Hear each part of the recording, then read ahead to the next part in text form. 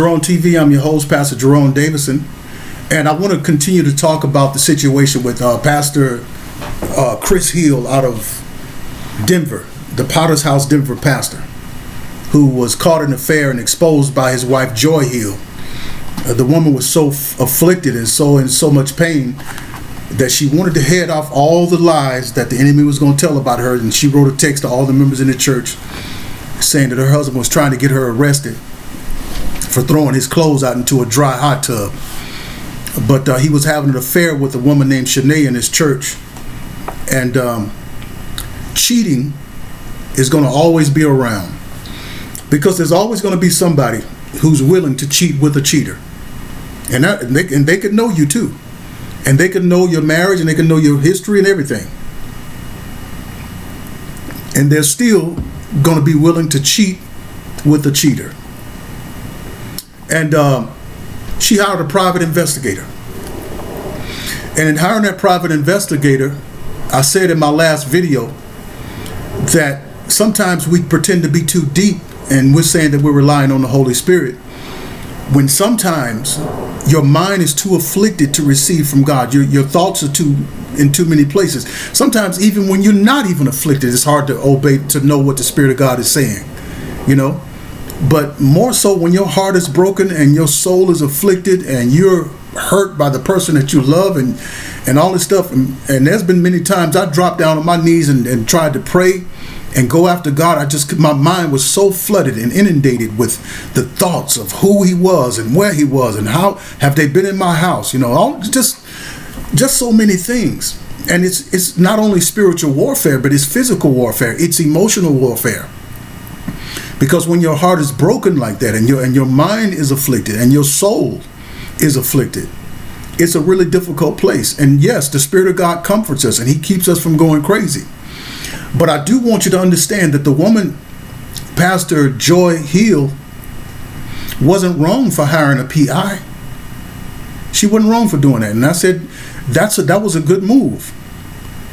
And the PI followed them around, and then she got the answer to her question.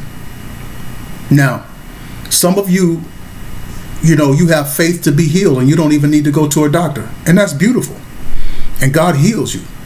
But then some people, the moment they feel some pain, they're going to take me to ER. And they go to the ER, and the situation is solved. But the person who does not go to the doctor and the person who goes to the doctor, and both of them obviously people of faith in this scenario, well, no one's greater than the other one. Because God places resources here in the earth for us to use. Now, having a private eye is no different from having an attorney. If you accidentally run over somebody's car, or run over somebody's dog, or run somebody over accidentally, and it's a serious case, you dare not go into that courtroom without an attorney. And you go in there and say, well, I got Jesus here with me. I know you can't see him, but he's a lawyer that never lost a case. And so that's not going to look good for you. So you're probably going to hire an attorney. And so these things that we have here in the earth are resources. So she cut right to the chase by hiring an attorney. And there's nothing wrong with that. You know, I have people hire me to train them on losing weight. And a lot of them go to church. You know, I could tell them, say, hey, don't come calling me by teaching y'all how to lose weight and get in the gym. You know, you should have faith to lose weight. You know, don't do that. Don't put somebody down because they want to use the resources here. It doesn't mean that they don't have faith in God. It just means that they're using the resources around them. You know, but in my book, The Broken Strong Man, this is a book, I wrote this a few years ago, maybe 4 or 5 years ago. And it's available on Amazon. The Broken Strong Man, How a Former NFL Player Survived Infidelity and a Divorce, Jerone Davison. And it's a great book. It's good for marriages, it's good for men, and good for women. It's just a good read. And I think women who think that they're the only victims of cheating need to read the book and to see how men feel about loving somebody and being cheated on by the person you love. Now, I want to share with you out of the book 11 signs of a cheater. And I'm gonna kind of just skim through them, probably have some comments on it, but I'm not going to be long on it. But there are 11 signs of a cheater. Now, these signs are not absolute. Don't listen to me do this video and then go, grab your spouse and say, that brother had a video out there and he said 11 signs and you got all signs and you cheating. So don't do that. Don't do that. All right. So number one sign, 11 signs, possible signs of a cheater. Number one, constant lying. And see, when you're doing something you're not supposed to do, you have to lie to cover it up. You have to lie to cover it up, So they're going to have to lie. And you're going to catch them in a lot of lies. So that's a sign. Number two, no accountability with their time or finances. So if they get off work at 3 and they're coming home, all of a sudden now the pattern has changed. They used to come straight home. And now the pattern has changed. They're coming home at 5:30 or 6. And there's finances missing, hundreds and even thousands of dollars, especially around, holidays and all the kind of stuff like that. So, number three, a sudden need for privacy, passwords and they adding passwords to devices and they refuse to share the passwords with you. That's a sign. Now, see, sometimes people that are drama free, they're the ones that tend to that's boring for some people. You don't have any suspense to your life. It's kind of boring. I guess I'm boring because my passwords are yours, my bank cards, everything, if we're married, everything I am is you. And everything you are should be me. And so that's what I'm thinking. But I think sometimes these TV shows and all this stuff on television is ruining people because these people on these reality shows, that's cooked up drama. That's acting. But you think that your relationship is supposed to have all of this drama in it. Life is too short for all that stupid drama stuff. You might live to be 75 or 80. And that's a short time. Why hook up with somebody that's got to play a bunch of mental games and hide their phone from you and all kind of stuff like that? Now, if we're in a marriage, I'm expecting you to be faithful to me. Now, if you're talking about something with somebody that you're hiding it from me, that's not cool. So Adam and Eve in the garden, you know what? It wasn't until sin came in, something that was wrong, they was doing something wrong, that they wanted to cover themselves up. And that's what happens. That's a sign in your relationship when all of a sudden the person wants to cover up stuff. You want to have passwords and everything on everything because you're covering up something. You're lying because you're covering up something. So keep the stuff out of the marriage, and that way you ain't got to lie and cover up nothing. All right. So number 4, will not answer certain calls around you. Oh man, this is classic because when mama and them call, it's no problem. They talking loud to mama and them, and they just enjoying the call with mama and auntie and their brothers and sisters and everything. But when that phone ring from that secret person, they click it off and they won't answer it around you. And your spouse or the person that you're married to, they rarely ever let that phone ring without answering it. So now all of a sudden they're not answering the phone. And so that's a sign. Now, number 5 is when a person is having, a possible sign of affair, they're very annoyed with the things that they used to like about you. Little kid and stuff, little games that you used to play, husband and wife stuff, silly stuff. I like to be silly, and the person, people that you with, sometimes you just relaxing. You ain't trying to be all suave and cool. See, when you just hooking up, when you just starting a date, you're on your best. You're on your smoothest. You're not trying to, clown around too much. You want to have a good time, but you're not trying to just be too relaxed. But when a husband and wife been married 5, 10, 15 years, the silly little stuff that you do. But now one of the signs is they just annoyed with that. They hate the way you talk.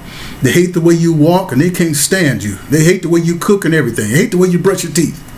I hate the way you make up the bed. I hate the way you sleep. They just want to just slap your face because they have another interest. But anyway, all right. So now number 6, they have new friends that you don't know, and you've never met, and they haven't introduced you to them. They have new acquaintances. What husband and wife does that? Even when people are on a job and they're having a get together on the job, and people bring their spouses. Spouses happy to bring their spouse around. Their friends and co-workers and stuff like that. But when somebody's trying to have a life outside of you, they're having friends and stuff that they don't want to introduce you to, and they don't want you to get to know them. All right. Number 7, they starting to overdress to do routine things. Like go shopping or go out and pay some bills. They dressing up, and you just going out to pay some bills or drop some bills in the mailbox, and now you're gone for a couple hours, but you're dressing up like you're going to a ball. So they're overdressing, and sometimes the person may not be having an affair, but sometimes they may be looking for some new interest, trying to catch some new eyes. Their hearts are departing from you. Number 8, goes out without asking you to go. They're making plans to go out. When they do go out, they don't have plans for you to be with them. They don't want you to go out with them. You just sit right there, and they come downstairs dressed up with if you upstairs in the room and they getting showered up and dressed up, and you notice they got new silk boxers with a matching top, got the white beater at the top, and it's silk, and all that stuff is matching. Or she got some new underwear with the apple on the back, and you wonder, well, you ain't never wore them apple panties around me. Where's all this stuff coming from? And they getting dressed up, and they getting all dressed up and done up, and they're going out without you. Well, that's a sign. Okay. They start to call you less. Number 9, they call you less and don't answer your calls. The phone was charging when you called. The battery was dead. Or I was on an important call, and somebody called me and was just having some trouble with their kids, and they wanted to get some counseling, or they was on or they didn't hear the phone ring. I had my phone on silence from church Sunday. Just all kinds of stuff. And they don't call you that much anymore, because they're starting to lose interest. All right. Number 10, listens to new music and have new interest, new foods, new restaurants. When a husband and wife has been in a relationship for a number of years, we have our favorite restaurant, right? We have our favorite place to go for movies. We have our favorite type of music. Baby, this is our song. And but when somebody else meets somebody else, now the person that they've met, they have new words. And that was another thing. They have new words, new way of expressing the way they feel. They have new food. They introduce the person to everything, and it's exciting for them. They're breaking free from this, because sometimes husbands and wife can get bogged down into a pattern, and this is why the church has got to have some crafty ways to spice up stuff. Help people spice their marriages up. Have the marriage ministry spice it up some more. Help them change stuff up. Find restaurants and places to go, vacation packages, and all types of things. That's not sin. We're not trying to tell nobody to get in sin. We're trying to help people keep their marriage together. All right, so, and then number 11. And number 11 is this. Privacy and personal space becomes the new priority. Privacy and personal space becomes a new priority. Even when they get into bed, they dressing in full pajamas now, because when they take a shower or use the bathroom, they're closing the door now, man. The door used to be wide open, but now privacy is the key. And these are just signs. And all of this stuff is in my book, The Broken Strong Man. You can get it on Amazon, Barnes and Nobles. And I just think it's a good book, because I share my heart and scripture and Bible verses and everything. And I share my experiences and how I came through it. And some of you, like Pastor Joy Hill out there in Denver, she's gonna need the comfort of the Spirit of God, and she's gonna need some help to make it through this. Now, he's done this to her before, but this isn't something new for her. But to know he was cheating with the woman, who's working in the ministry, that's very difficult, and that's hard for her to make it. So we're going to be praying for her, and I'm praying for you. If you're going through something like this and you're a believer, God doesn't want this. God doesn't desire this. And God hates divorce, but God isn't telling us not to do that. And he hates the situation that brings about divorces too. And if somebody's involved in some things, like having some affairs or physically and verbally beating you or putting a gun in your head, well, God definitely doesn't want you to stay in that. So he'll be pleased with you being free and away from that person. Well, this is Pastor Jerone Davidson. Hopefully this has been a help to you and a blessing to you. Be blessed and have a blessed day. Pray for me, and I'm praying for you. Thank you.